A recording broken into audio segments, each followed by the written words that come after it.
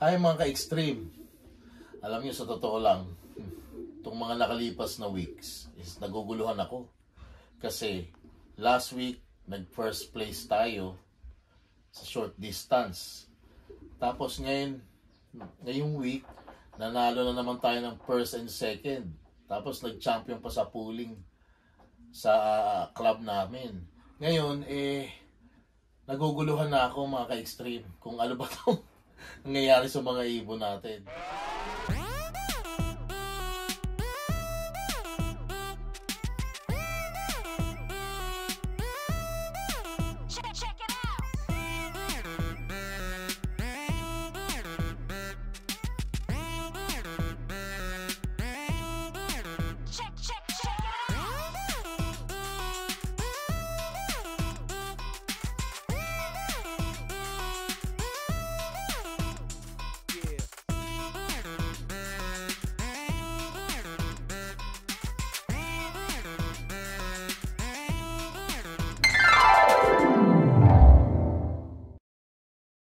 Hi mga ka-extreme. Ayan, on the way na tayo sa ating club, sa South Auckland Racing Pigeon Club. So ngayon ay second race of the season. So last week sinwerte tayo at tayo ang nanalo. At yun ay talagang tsamba mga ka-extreme. Dahil yung ibon po na yun ay walang blood ng speedbird. Lahat po nung nakapasok doon ay long distance bloodline. So talagang tsamba siya. So anyway, so ngayon hindi ko po aasahan na tayo ay mananalo. Dahil ang weather ay maganda at medyo tailwind pa. So ang mga ibon talagang hahataw ng gusto rito. So hindi tayo aasa. So importante lang is makapag-clock yung ibon at umuwi sila ng malakas. Yun lang po importante sa akin. Hi, we're now basketing for Owango 240 kilometers. So now guys, we are encouraging you to join our club at South Auckland Racing Pigeon Club. What can you say, Roy? Can you invite them to our club? Yes. Guys, it's a good sport. As I said, and there's a nice bunch of guys, and everybody is willing to give a hand. And if you're interested, yes, please come join us, and we'll give you a hand, and we'll work it all out. Excellent. Thank you. Oh, awesome. How about you, Mr. Secretary? Should I say it in English? English or whatever. Okay, welcome to South Auckland Racing Pigeon Club. This is our pigeons. So, basketing my best bird. Just kidding. This is one of the birds. This is how we do it. So you hold your bird like this. You put the microchips in there. And once it clicks, you put the bird in the basket. And okay, welcome to our club. And if you are interested in racing pigeon, we're gonna help you. Just let us know. Yeah. Just put your comment, and we'll help you to start up with your team. How about you, Dennis? Thank you, Mr. KALAPATI channel. How about you? Hello. So what's your lock name, Dennis? Red Hill Lofts. So they are the Red Hill Lofts. They're also starting this. Oh, they're already their second year, I think. So yeah, we are encouraging you to join our club, especially to those who are in Auckland and South Auckland area. So let us know, and we're all welcome you. You guys are all welcome here. So here's the amenities of our club. Oh, it's quite dark. I'll show you later inside all the amenities.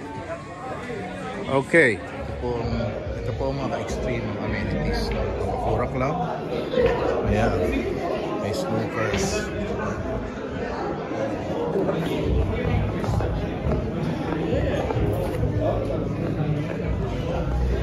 Oh, you're most welcome at the South Auckland Racing Pigeon. the home of top flyers, and we welcome new members. And we don't have boundaries, you can live anywhere. And Mr. Ratalop is one of our best flyers here in Auckland. Yes, it is. Yeah. And here's our amenities here, guys. So yeah, at Papakura Club. So you guys are all welcome. Okay, Mr. Treasurer, enjoy your Raffles.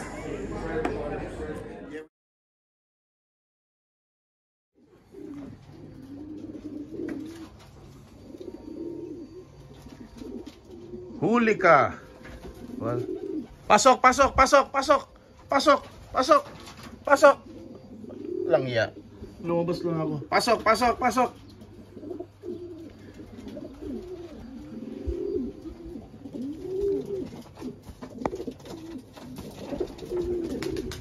Mga ka-extreme, walang ya, rumonda pa si Dracula. Ayan na si ano. Ayan na si pasok.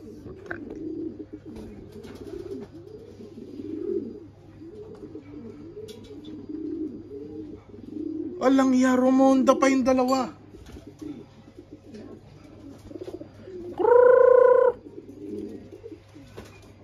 Ayan mga ka-extreme yung dalawa. Pasok. Walang ya. May pusa kasi. Buisit na pusa yun. Pasok. Ayan na po mga ka-extreme, si Chosen Boy.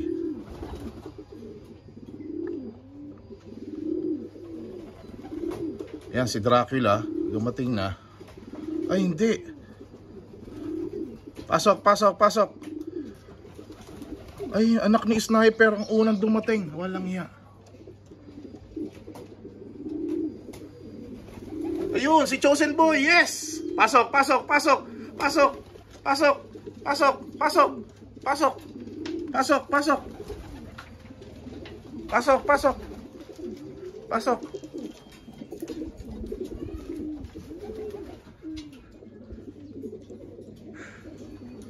Ayan mga extreme, meron na tayo.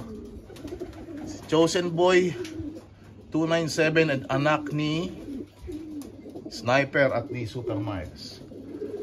O yan, okay na.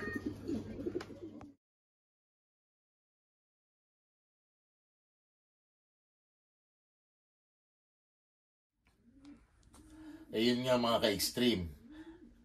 Nalilito na talaga ako. Dahil dati, na-experience na natin na nagkagano na nga, na yung long distance natin, nanalo ng isang beses sa sprint. O ngayon, ito na naman. Kaya ngayon, sa totoo lang, naguguluhan na ako kung ano yung mga ibon natin na to. Kung sprint ba, o talagang long distance. Kasi talagang binibreed ko itong mga to for long distance talaga mga ka-extreme. So, nakakatuwa lang kasi may bago na naman tayo natututunan na kung bakit ganyan na ang long distance pala pwede rin palang manalo sa sprint mga ka-extreme.